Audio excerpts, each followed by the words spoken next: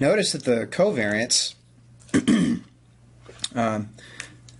always has units, right? What are the units on covariance? Well, if I take x values and subtract the mean, I get the same units as the x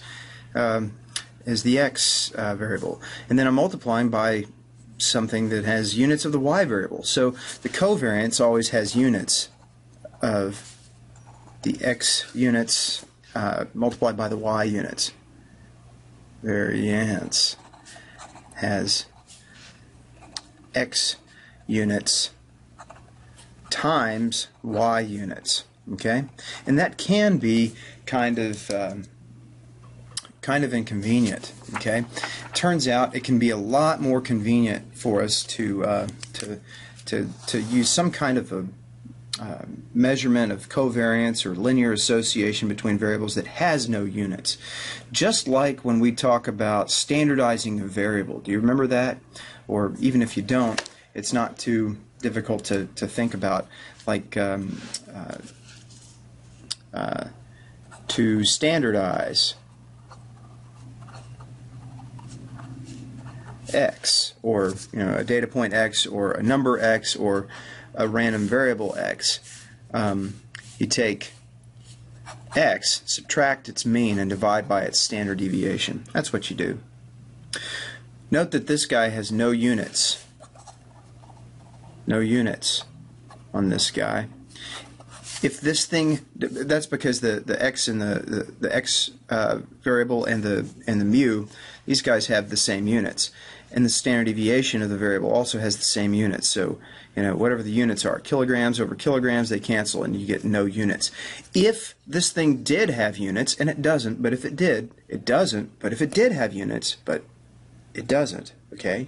But if it did, it would be units of standard deviations, okay? It's because this tells you the number of standard deviations and in what direction.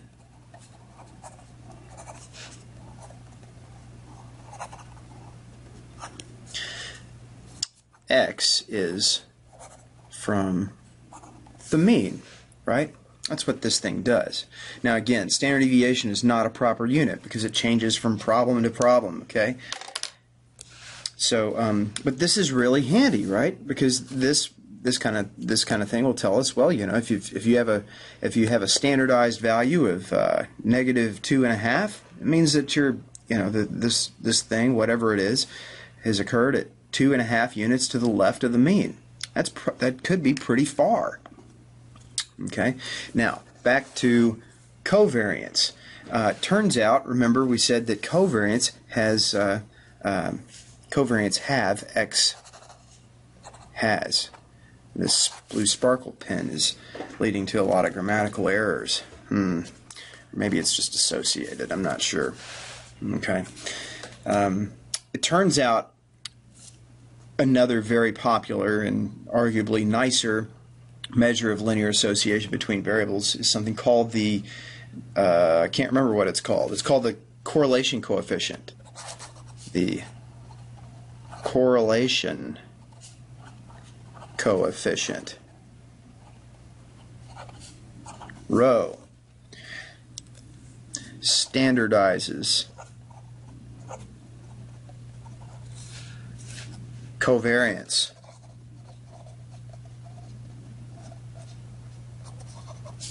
It's defined like this. First of all, rho looks like P, but we say rho.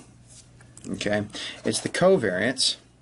Maybe we'll put a little x, put big X and big Y down in the subscript to denote that we're talking about the covariance specifically of x and y. I'm sorry, the correlation of x and y. It's the covariance of x and y, but divided by, guess what? The standard deviation of x times the standard deviation of y. Note that this has no units. Unitless.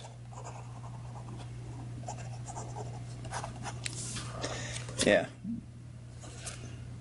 This is unitless because the standard deviation of x has the same units as x, and the standard deviation of y has the same units of y, and the covariance has those mixed units. Okay. And remember that the standard deviation, in case you don't remember right off, the standard deviation of x is just the square root of the variance of x. And of course, standard deviation of y is just the square root of the variance of y. Okay, one of the advantages to using covariance is the fact that it's unitless, but there's another major advantage, and that is that it's always between -1 and +1. Okay, did I say covariance? I don't know. But this is a little theorem, and actually there's an exercise in your homework for you guys to prove this. That is that rho is always an element of -1 to 1. Okay, closed interval. Okay, that's real nice. The closer rho is to +1, the more positively associated the two variables are. The closer rho is to -1, the more negatively associated the two variables are. And the closer rho is to 0, the more weakly the more weakly correlated or associated the two variables are. Okay. So, this is really fantastic. I love rho. I love rho. You should love it too. Here's a theorem, another theorem that we will actually prove right now, and I'll do it because it's easy. Covariance of x with y is equal to the expected value of xy minus the expected value of x times the expected value of y. Actually, you know what? I bet you can prove this. I'd like for you to stop and think about this and maybe see if you can write down the proof at this point. Okay?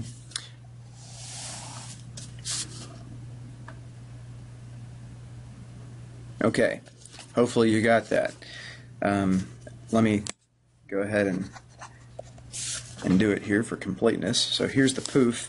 So the covariance of x and y is defined to be the expected value of x minus the mean of x times y minus the mean of y. Right? So inside there, remember, this is a function. This is a constant function, really. This is another function. This is a constant function. But I can just multiply, right? I know how to do this. xy minus y, expected value of x, minus x, expected value of y. Ooh, two minuses make a plus, right? ex, ey. I better put those in parentheses, the r. Okay.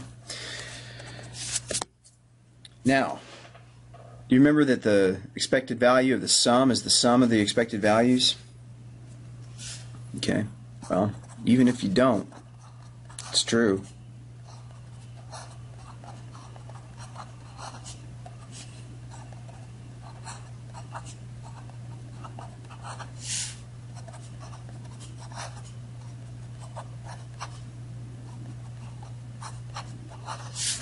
Okay.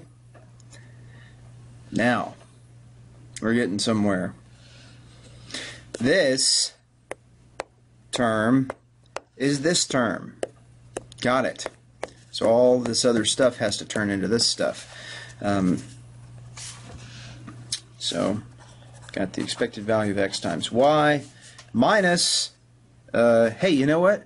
The expected value of x is a constant. I can pull it out of the integral. Remember these e's here, these expectations, they're really, you can think of them as summations or integrals. Right? Integrals. So this is the expected value of x that pulls out of the expectation. I'm just left with the expected value of y, right? And then similarly over here, the expected value of y comes out. It's a constant. Whoops. Got to have a minus sign though. Alright, expected value of y pops out.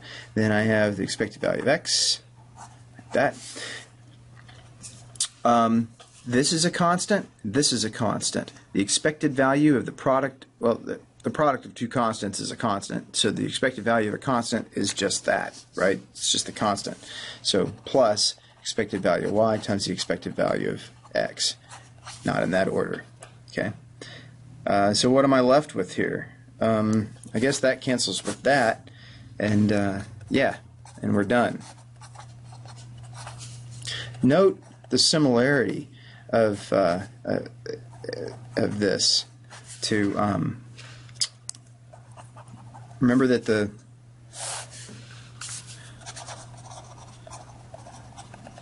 remember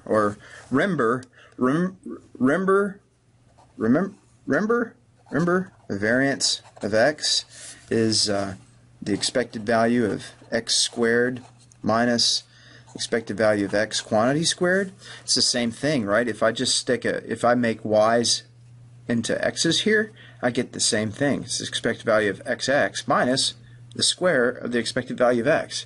Yeah, because remember, the covariance of x with itself is the variance of x. Covariance of x with itself is the variance of x. Okay?